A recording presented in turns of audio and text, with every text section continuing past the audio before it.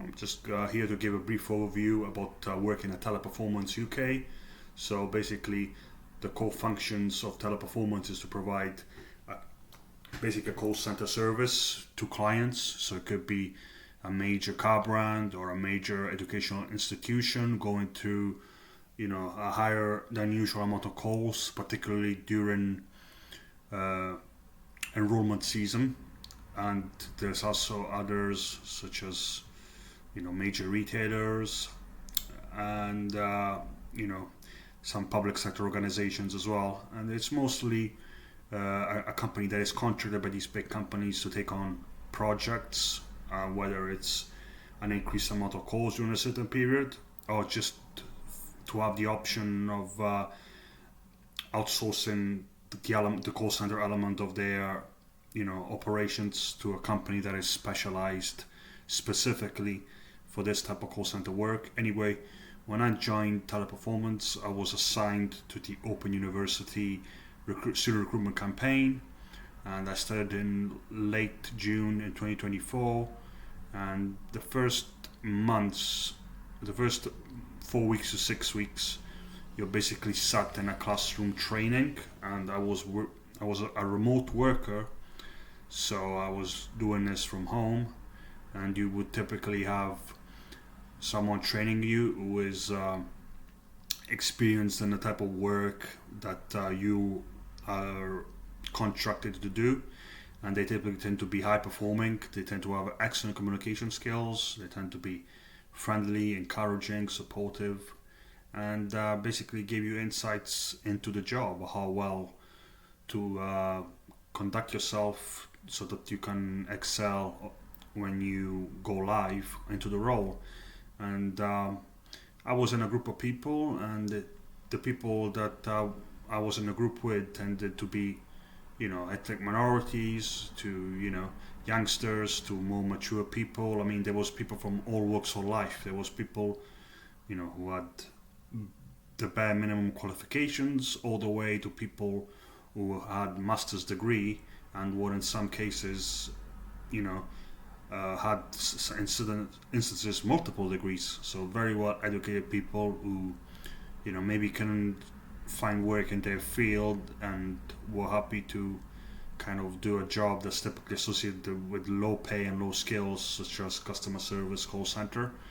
But yeah, it was a diverse bunch of people. Some obviously, especially the younger people who didn't have much experience, maybe they were more immature and took the trading less seriously, particularly around mental health, disabilities, and that kind of thing. But ultimately, you were judged on a performance: how well you took the calls, how well you spoke to the people in the calls, how long it took you to resolve queries, how effective you were at doing it,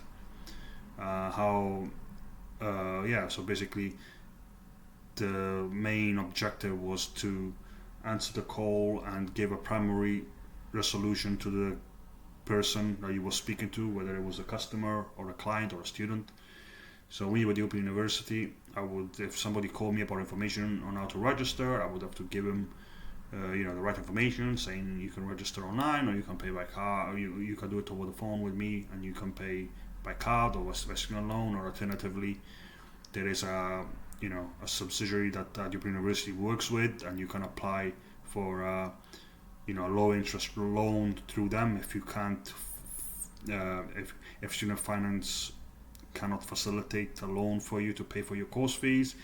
And obviously explain the distinction between undergraduate student loan and a postgraduate student loan. So a postgraduate student loan typically is paid to the student after they complete registration for their course, which means that the student has to pay the course fees themselves. They have to find a way to pay them for the course fees themselves, because a postgraduate loan is considered to be a maintenance loan. So it's distributed to the student to cover the cost of studying during their studies, not to pay to register for the course that they intend to study at postgraduate level. And obviously with the undergraduate loan, if you're approved, and the credit loan is specifically to cover the cost of registering for the course, so you don't have to pay anything up front.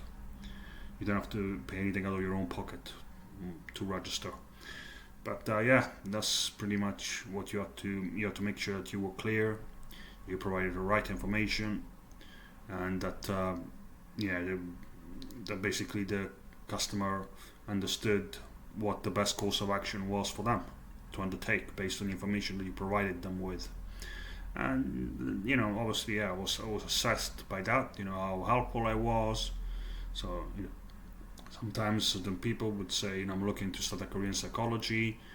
What is my steps? And I would tell them you would have to study first of all for the specific undergraduate, then for postgraduate degree, and then obviously you would have to then see about finding training, and then I could also signpost them to the Open University Career Advice Service to provide them with more help on how to get into the training courses with organizations to train as a psychologist.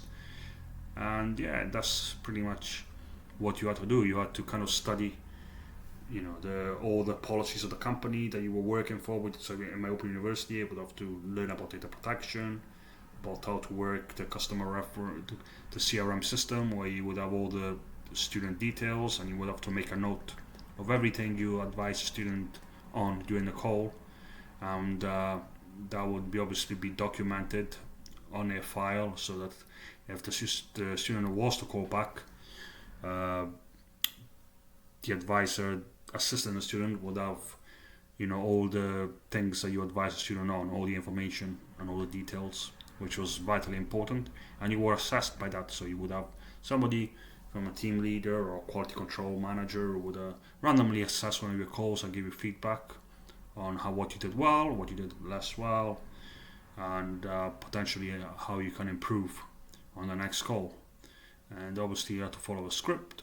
You have to always bear in mind what, how, when, why of every call, and make sure that you have a conversation with the student. So if they want to study, for example, economics, you would ask them, what is your objective, what is your aspiration, why do you want to study economics, and from then you can have a conversation, you can expand, or you can show that you're curious and you're interested and you want to help the student make the best available choice without making any recommendations for them, just giving them information about courses, about based on their interest, what courses might be suitable for them, for them to consider, and that was pretty much it. But however, every assignment potentially could end at any moment. So for example, European University, the surge of inquiries was between August to the beginning of October, and after that they moved me on to another campaign with the universal credit, and that was basically to analyze that claimants were still receiving the right amount of universal credit, and that required you to investigate their finances or asking for bank statement.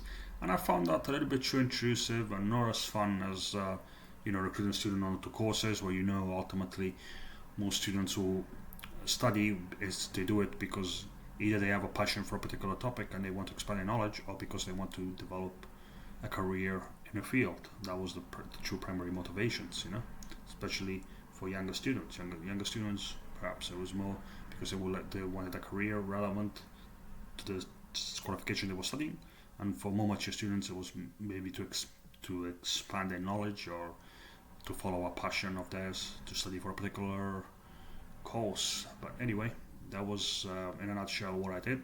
It was stimulating, it was fun, it was enjoyable. I learned a great deal more about European University.